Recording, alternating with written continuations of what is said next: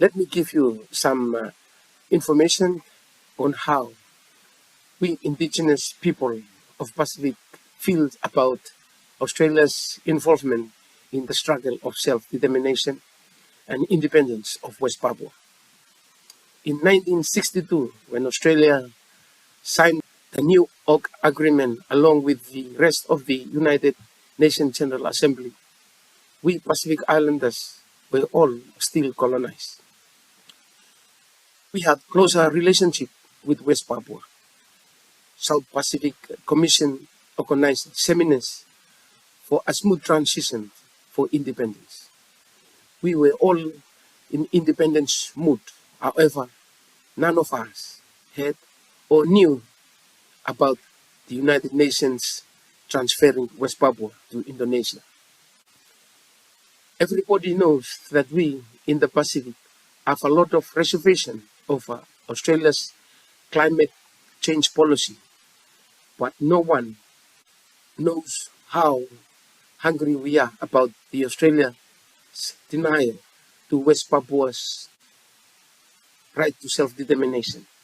In 2015, we were pleased and proud when Solomon Islands Prime Minister, Mr. Manasseh Songkhofare, made a stand and found a way to bring West Papua into the Melanesian Spearhead Group.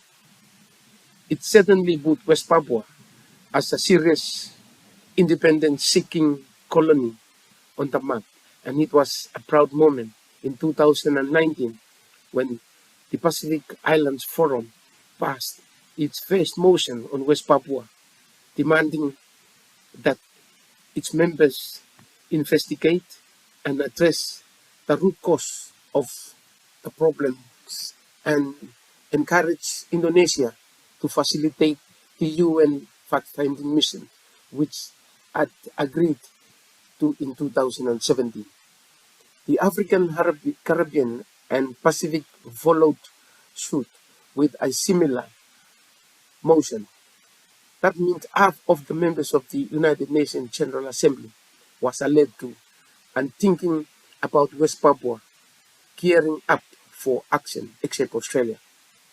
We in the Pacific don't understand why Australian government and indeed the Australian people ignore how the West Papua are approaching their independence.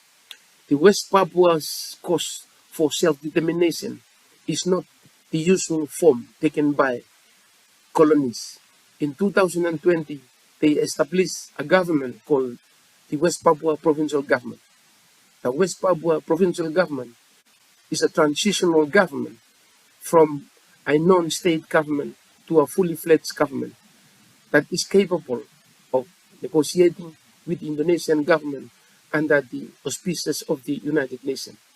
It is obvious that Indonesia will always deny the resistance of the West Papuan state and will keep on denying it until Australia starts taking its own national security interest and studies what is happening just 72 kilometers across Torres Strait Island. And the Australians who know that the state of West Papua is a legal entity by rights under international law in line with the modern international legal principles and conventions. As I speak, I wish to let the people of Australia know that 83 governments are now calling for Indonesia to grant the United Nations access to West Papua to the generations of an informed, evidence-based report. This includes the states of the Pacific Islands Forum, including Australia and New Zealand, the 79 states of the Africa, Caribbean, Pacific groups, as well as the parliaments of the Netherlands, United Kingdom, Spain, Poland, and European.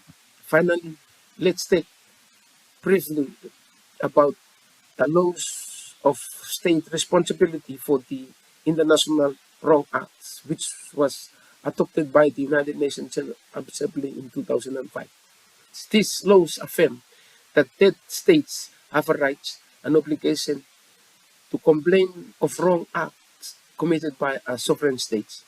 Unfortunately, 17 years after adoptions by the UN General Assembly, Australia has failed its obligation to complain about the wrongful acts committed by the Indonesian government regarding violations of human rights in West Papua.